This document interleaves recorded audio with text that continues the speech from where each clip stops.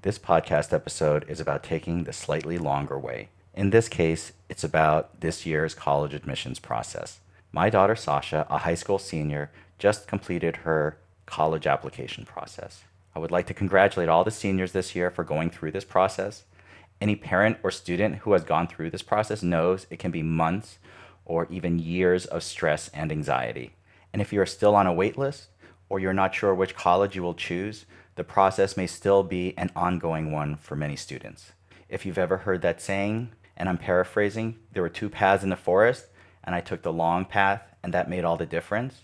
There was a little bit of that this year for Sasha. When she started the process, there were a couple thoughts I tried to keep in my mind, as well as to communicate to her about applying to college. The first thing is that college acceptances should not be considered achievements.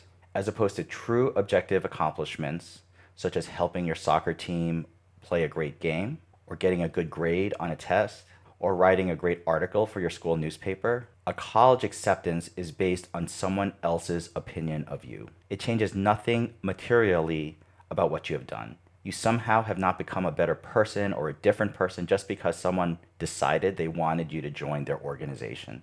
And as we know, the reasons colleges choose their students are based on a wide variety of factors. Some students are chosen because they can throw a baseball 90 miles an hour. Others are chosen in part because of their geographic location. The myriad of reasons why colleges choose who they choose are constantly being dissected, analyzed, and even litigated. Therefore, using college acceptances to gauge your self-worth or your high school career is inherently empty. I read about a student who was accepted to 54 colleges this year, which was celebrated as a great accomplishment. However, that student is exactly like every other student who applied to colleges this year. They will be going to one college.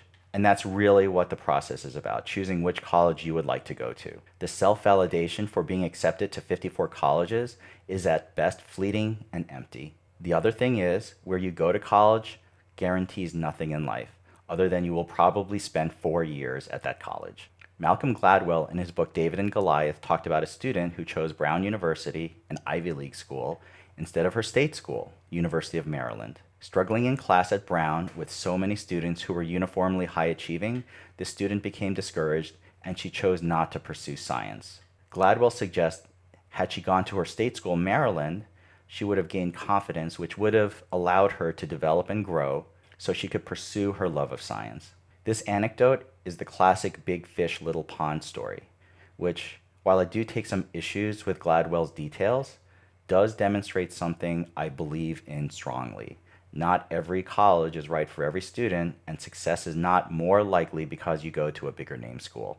Anyone I've ever talked to with any experience in any career in life, be it in any industry, business, education, public service, have told me, maybe with the exception of their first job, where someone went to college does not matter at all. What you did in college, the skills, experience, and work habits that you developed will be a much stronger predictor of future success and ability to achieve later in life than any name on your diploma. Of course, you are probably going to spend 4 years at that institution, so it is important to choose a place where you can build confidence, grow and develop, as well as enjoy your life during a critical part of early adulthood. Letting your ego dictate where you want to go to college may ultimately harm you in the future. And the biggest point of this podcast is the college process, while stressful, can help students start to think about their future and what is important to them. In my daughter Sasha's instance, she decided to apply early decision to Duke University, which is where I went to college. No doubt I influenced her choice either directly or indirectly. She ended up watching a ton of Duke basketball growing up. We visited Duke several times, and she has so much Duke paraphernalia that you can even find baby pics with Sasha in a Duke onesie. Regardless of my influence or whatever her reasons were, Sasha researched her schools on her own and ultimately decided she really wanted to go to Duke. Applying early decision means if the college accepts you, you are committed to attending. You can generally only apply to one college early decision.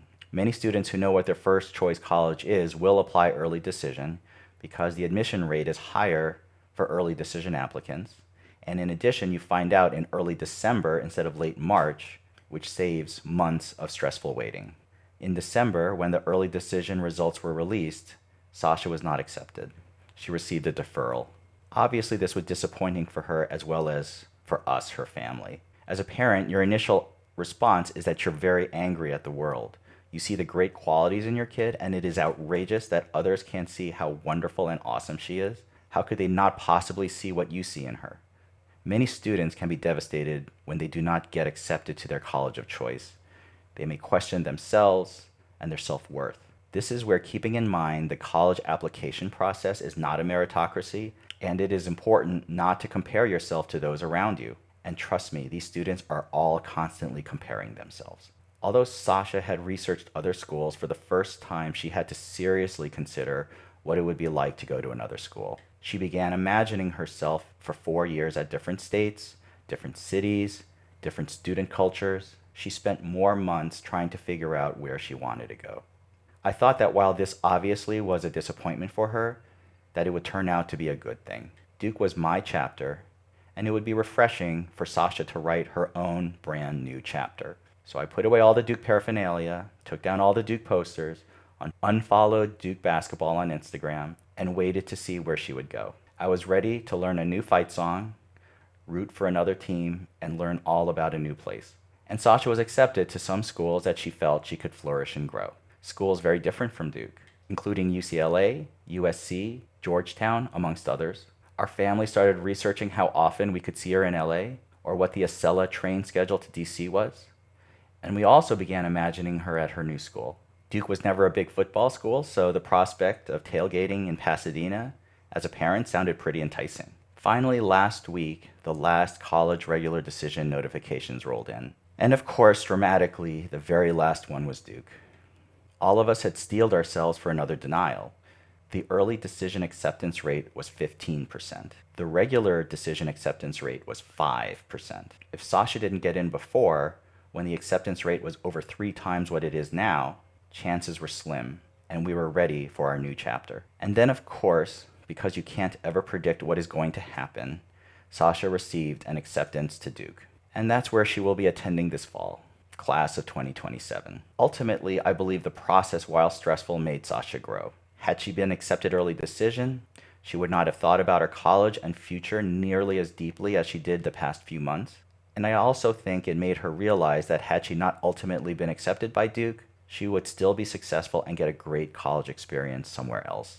Personally, while I would have loved to have been tailgating on the West Coast, now the challenge will be to help, or maybe more importantly, stay out of the way while Sasha writes her own chapter about her experience at Duke University, and resist the temptations to say, when I was here, too much. We pulled all of our Duke gear out of the attic, bought some new Duke merchandise to celebrate.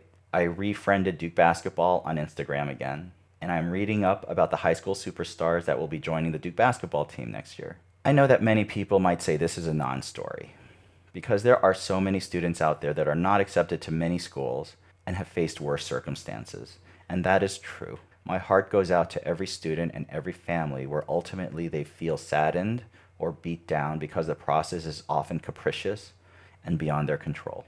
But I firmly believe that whatever the outcome is, you can take it and succeed, because success should never be predicated on others judging you.